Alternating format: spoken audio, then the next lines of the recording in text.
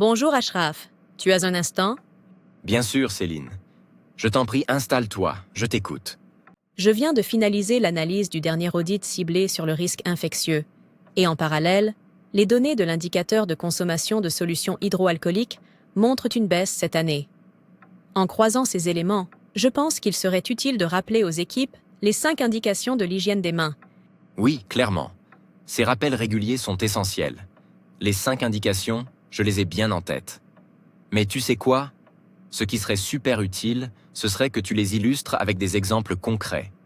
Reprenons-les ensemble. Première indication. Avant de toucher un patient. Par exemple, avant de serrer la main du patient, de l'aider à se lever, à faire sa toilette ou à s'habiller. Ou encore, avant de l'ausculter ou de lui prendre la tension artérielle. Deuxième indication. Avant un geste aseptique. Par exemple, avant de réaliser un soin bucco-dentaire, d'instiller des gouttes oculaires, d'aspirer des mucosités, de faire un pansement, une ponction ou une injection. Cela comprend également la manipulation d'aliments, de médicaments ou de matériel stérile. Troisième indication. Après un risque d'exposition à un liquide biologique.